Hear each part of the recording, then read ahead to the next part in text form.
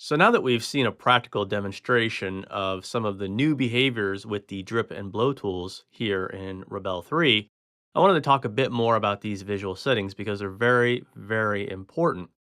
Now, the first category here we have is watercolor behavior. We've already seen some of this with the drips and particularly the drip size. Now, in addition to being able to control the drip size like I did in the last demo, you also have the ability to turn off the create drips altogether by simply clicking on this box. That will gray these guys out and you'll no longer get any drips. If you want drips, you need to enable that. And then you also need to determine the drip size and the drip length. Now, it's also important to understand that the drips that will result are going to be relative to the size of your document. The other thing that's important to understand is that these guys here are going to have an impact on paint before you apply the stroke. What I mean by that is that these guys here, the acrylic and the canvas, are going to be live values. And let me just go ahead and show you. So I'll come over here to the acrylic, and I'm just going to go ahead and grab the flat 3, and I'm going to go ahead and just paint down a bunch of paint like so, and then maybe I'll grab some gray, and I'll paint down some paint like so. So there's some paint here. It has a little bit of impasto, but you can't really see it. And the reason why is because the impasto depth is set to a moderate value of 5. If I increase that, what you're going to see is that the impasto becomes a lot more obvious here. And if I just come over here and I just zoom in to 100%, you can really see that impasto. And as I move this impasto slider, you'll see that impasto either goes away entirely if I set it to 0, or it's really bold if I set it to 10. And so this is a way that you can change your impasto appearance of your document on the fly. And that's an important thing to understand.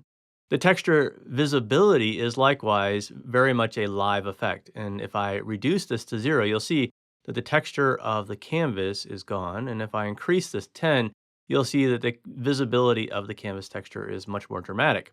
So these are live effects, meaning that they can be changed at any point in time while you're working on the document.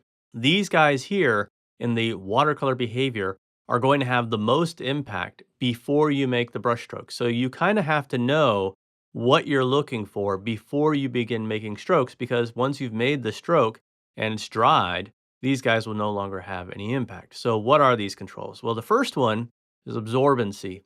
The idea here is that this is going to control how rapidly the water from the watercolor is going to be absorbed into the paper.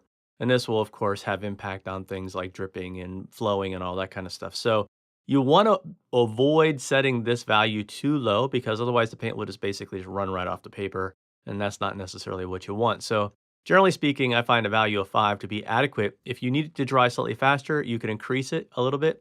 If you need it to dry slightly slower, you can decrease it a little bit. But like I said, be aware of decreasing this too much. And then the next one down is going to be edge darkening. And this is probably something that we'll be able to see very clearly by just coming over here and painting. So I'm going to go ahead and set the edge darkening down to 0. And I'm just going to go ahead and paint and let that diffuse. And so right now we have no edge darkening. So as this is diffusing, what you'll see is that we get a very, very slight fringe around this edge, but it's very minute. It's almost non-existent.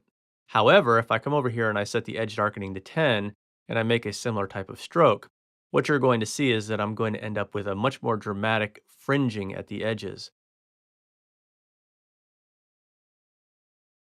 And this is something, like I said, that won't have effect on strokes that already exist unless they're still drying like this one was. But before you paint, this is going to have a dramatic impact on how that simulation is playing out. Now, typically, I tend to like to have less of the fringe, so I tend to keep it a little bit lower than a default of 5, but you can put it wherever you want. It's one of the beauties of this new visual settings. The next one below this is going to be canvas influence. And this is going to have a big influence on not only the way that the paint is going to dry, meaning that if I come over here and I set this to a value of 10, and I go ahead and make a mark, you'll see how big of an influence this is going to have on the diffusion of that color. And it has a dramatic influence on that. And I'll just come over here and dry that real quick so that you can see that. And if I turn it to 0, and I go ahead and make a mark, you'll see that we get very little influence from that canvas texture. So this is a way that you can sort of interactively control the way the diffusion is going to be having an effect on the paint. I'm just going to dry that real quick. However, it also has a big impact on the drips.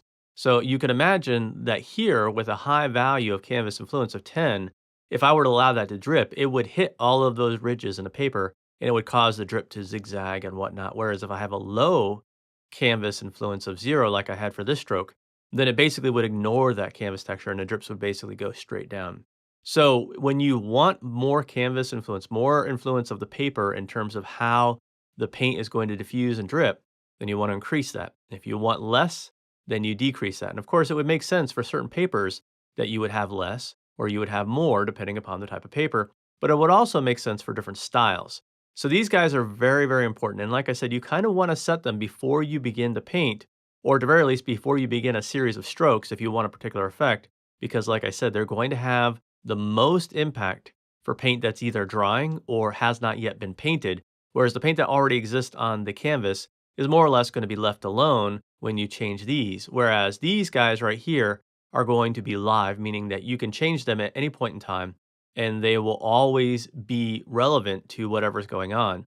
So, basically just set these whenever you want to. You don't have to worry about it, but you need to set these guys before you begin to paint. So, my advice is before you begin to painting, test out your settings to make sure they're giving you the effects that you want, and then go ahead and save that as a preset using this guy right here, save the custom preset, so that you can easily get back to that if you accidentally change it or if you decide somewhere during the painting process that you want slightly different settings, because you can do that so long as future strokes are going to be made. Now that said, I'm going to come over here and I'm going to clear the surface of my document, and I'm going to go ahead and pick up here in the next video.